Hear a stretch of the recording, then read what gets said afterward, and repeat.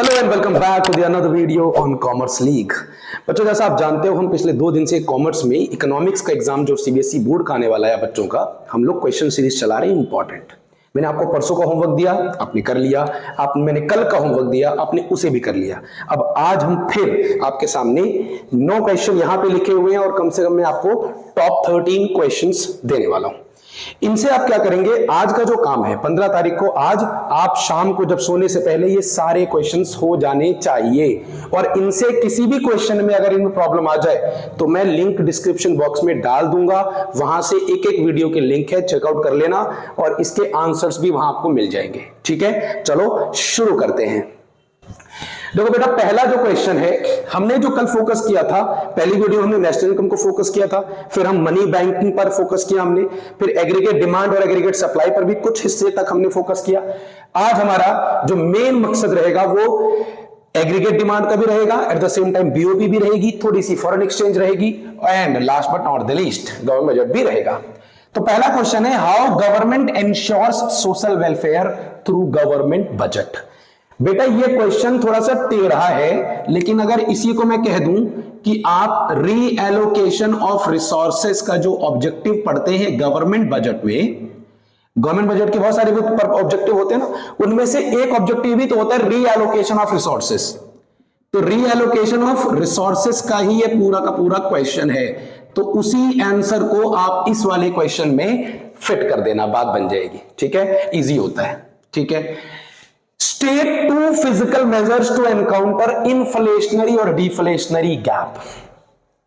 जब इकोनॉमी के अंदर ऐसी सिचुएशन बनती है जहां पर महंगाई हो रही होती है या लोगों के पास पैसा बहुत ज्यादा होता है, ऐसी परिस्थिति में, और दूसरी जो परिस्थिति है जहां पर लोगों के पास पैसा नहीं रहता, इन दोनों सिचुएशन को काउंटर करने के लिए, भिड़ने के लिए, उन्हें हटाने के लिए कौन से 2 फिजिकल मेजर्स लेने होते हैं वो भी बताना है। हिंट दे दूं? चलो सुनो।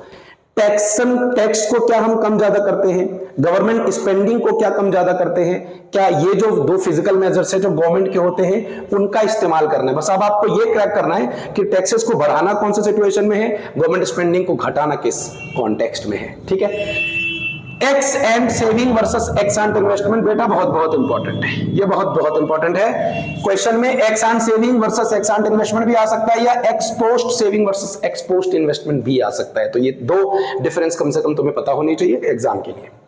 Using well labeled diagram show how consumption curve can be derived from saving curve। मैं इसको कहता हूं, ये MIQ है और ये सारी सीरीज कौन सी चल रही है, CLQ तो पता ही है ना, कॉमर्स लीग क्वेश्चन, और ये कॉमर्स लीग का MIQ है, मतलब मोस्ट इंपॉर्टेंट क्वेश्चन ये रहता है। इसमें आपको डेफिनेशन भी देनी पड़ेगी कंजम्पशन और सेविंग कर्व की, शेड्यूल के साथ आपको कर्व बनाना होगा और कर्व के थ्रू आप बताओगे कि कैसे हम सेविंग कर्व्स के थ्रू कंजम्पशन कर्व बनाए। तो पहले सेविंग कर्व के से पहले आप सेविंग का टेबल बनाना, फिर उसके थ्रू में आप अपने फॉर्मूले को अप्लाई करके कंजम्पशन का निकालना एंड देन उसको अप्लाई कर देना फॉर्मूले में, कर्व के अंदर इजीली हो जाएगा, कोई टेंशन नहीं है। फिर भी होती है, डिस्क्रिप्शन बॉक्स में लिंक है, जाके चेकआउट करो। Money multiplier versus investment multiplier process. बेटा, इनमें से एक क्वेश्चन आपको डेफिनेटली देखने को मिलेगा, या तो मनी मल्टीप्लायर का आएगा या इन्वेस्टमेंट मल्टीप्लायर का आएगा। दोनों की डिफरेंट वीडियोस मैंने ऑलरेडी चैनल पर डाल रखी है, जाओ चेकआउट करो उसे, मैं लिंक डाल दूंगा। Define involuntary unemployment. तुम्हारे को कोई ऐसा क्वेश्चन नहीं मिलेगा जिसमें तुमको दिक्कत आए, नहीं आएगी। डिस्क्रिप्शन बॉक्स में लिंक भी है, एक तो मैं उसको कई बार कह रहा हूं इसलिए कह रहा हूं कि आपको याद रहे, और अगर और दिक्कत आती है कमेंट्स में लिख सकते हो कि किसी क्वेश्चन के रिगार्डिंग अगर आपको प्रॉब्लम आई, मैं वीडियो बना दूंगा उसके लिए, आप उसकी चिंता मत करो। Money multiplier versus investment multiplier process भी क्वेश्चन में पूछते हैं, और दोनों से रिलेटेड अपने अपने न्यूमेरिकल्स भी आते हैं। कमर्शियल बैंक्स के रिगार्डिंग भी आ सकता है, और जो हम लोग इनकम के थ्रू जो अपनी इन्वेस्टमेंट को मल्टीप्लाई करते हैं वो क्वेश्चन भी आता है। इनवॉलंटरी अनएम्प्लॉयमेंट रैंडम क्वेश्चन है बेटा, हर साल में जरूर नहीं है कि आएगा ही, पर इनवॉलंटरी अनएम्प्लॉयमेंट या वॉलंटरी अनएम्प्लॉयमेंट में से एक जरूर वो पूछते हैं। एक नंबर में या तो एमसीक्यूज में रहेगा, या वो असर्शन रीजन में रहेगा, या वो कम मार्किंग में 2 नंबर में रहेगा, पर रहेगा जरूर। स्टेट 0 प्राइमरी डेफिसिट, न्यूमेरिकल का सेक्शन है पर थ्योरी में इसका क्वेश्चन जरूर आता है। प्राइमरी डेफिसिट आपको पता ही है, प्राइमरी डेफिसिट क्या होता है, फिजिकल डेफिसिट में से इंटरेस्ट पेमेंट हम माइनस कर देते हैं। तो जब भी फिजिकल डेफिसिट के बराबर इंटरेस्ट की पेमेंट हो जाए, ऐसे सूरत में आपका जो प्राइमरी डेफिसिट है वो 0 हो जाता है। तो ये वाली सिचुएशन है, physical deficit equals to what, interest payment. APC, APS, MPC, MPS, average propensity to consume, average propensity to save, marginal propensity to consume, marginal propensity to save, इसकी डेफिनेशन और इसके फॉर्मूले। जैसे मैं कहूं MPS निकालना है, एक बेसिक आइडिया है, डेल्टा एस अपॉन में डेल्टा वाई, जो एडिशनल इनकम से एडिशनल सेविंग आपने बनाई, that is what MPS is all about. Define crowding out, ये आपको पता है कि जब इन्फ्लेशनरी सिचुएशन होती है, ऐसी सिचुएशन के अंदर क्राउडिंग आउट एक इंपॉर्टेंट फंक्शन मिल जाता है कि जो प्राइवेट इन्वेस्टर्स के लिए गवर्नमेंट के पास पैसा होता है वो बचता ही नहीं है, क्योंकि बाकी जगह खर्च होने लग जाता है, वो सोशल वेलफेयर में, बाकी जगह में। तो ये इंपॉर्टेंट टर्म है, ये आती है एग्जाम में। चलो करते हैं, अब 9 हो गए, अब बाकी के करते हैं। गाइस क्वेश्चन नंबर 10 है, answer the following questions based on following. ये न्यूमेरिकल सेक्शन है, बहुत इंपॉर्टेंट है। इसके 2 क्वेश्चन मैंने ऑलरेडी करा रखे हैं, चेक कर लेना।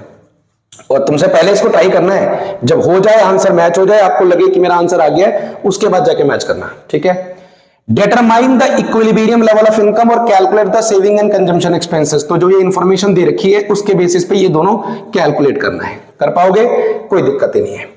Find revenue deficit and physical deficit. Revenue deficit और फिजिकल डेफिसिट जो गवर्नमेंट बजट से निकालना होता है, वो इंफॉर्मेशन आपके सामने है। Taxable revenue, non taxable revenue expenses, net borrowing by government, disinvestment, capital expenses. Information है, लगाओ फॉर्मूला, निकाल दो। Why balance of payment account must be balanced, बहुत इंपॉर्टेंट क्वेश्चन है। इसका आंसर ये होता है कि double entry bookkeeping follow करता है हमारा बैलेंस ऑफ पेमेंट। जब भी एक्सपोर्ट के थ्रू जब पैसा आता है तो हमारे बीओपी को क्रेडिट किया जाता है, हम पेमेंट करते हैं तो उसे डेबिट किया जाता है। Every transaction has 2 aspect, we already know about it. और इस सिनेरियो के अंदर दोनों मैच होने चाहिए। अगर वो मैच नहीं हुए तो एक हिस्सा अगर बढ़ेगा तो फिर सरप्लस होगा, एक हिस्सा अगर बढ़ेगा तो डेफिसिट हो सकता है। तो सरप्लस और डेफिसिट ना रहे, बैलेंस्ड रहे बजट, उसके लिए हमारा जो बैलेंस ऑफ पेमेंट है, जो बैलेंस ऑफ विजिबल और इनविजिबल आइटम्स की जो ट्रेडिंग हो रही है, वो भी बैलेंस होना चाहिए, ठीक है।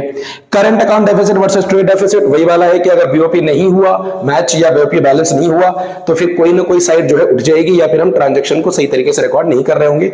इस सूरत में हमको डेफिसिट देखने को मिलेगा। ट्रेड डेफिसिट केवल विजिबल आइटम्स के लिए होता है, और जो करंट अकाउंट डेफिसिट है वो विजिबल, इनविजिबल, गुड्स, सर्विसेज सबके लिए होता है, ठीक। Impact of appreciation on currency, बहुत इंपॉर्टेंट क्वेश्चन, रिपीटेड क्वेश्चन है, कई बार सीबीएसई ने दिया हुआ है ऑलरेडी, कि अगर हमारी इंडियन करेंसी, अगर वो उसका वैल्यू बढ़ जाता है तो उसकी वैल्यू बढ़ने का मतलब एप्रिसिएशन हुई है करेंसी, उसका भारत के एक्सपोर्ट पे और भारत के इंपोर्ट पे फर्क क्या पड़ता है, उसका इंपैक्ट क्या पड़ता है। तो ये इंपॉर्टेंट क्वेश्चंस है। एक और क्वेश्चन मेरे दिमाग में आ रहा है, 2 नंबर में आएगा, ज्यादा नहीं आएगा, बस ये बोल देता हूं। कैपिटल रिसीट और रेवेन्यू रिसीट का क्वेश्चन पूछ सकते हैं, capital receipt versus revenue receipt का डिफरेंस पूछ सकते हैं। तो ये 15 क्वेश्चन आपको बेटा मिल गए, अब तैयार करो, आज का काम है, कल फिर मैं आपको देता हूं क्वेश्चंस।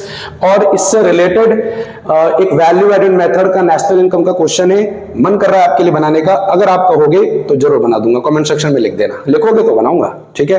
आई थिंक ये क्लियर हो गया। नहीं, अगर आपको वीडियो अच्छी लग रही हो तो लाइक कर दीजिए, शेयर कर दीजिए दोस्तों के बीच में, चैनल को ग्रो करवाइए, लाइक करेंगे, कमेंट करेंगे तो उसकी रीच बढ़ेगी। और सब्सक्राइब कर दो, और सब्सक्राइब कराओ अपने दोस्तों से, उनको सजेस्ट करो चैनल के बारे में। अगर आपको अच्छा लग रहा है तो वीडियो को फैलाने की कोशिश करो, ठीक है। Thank you.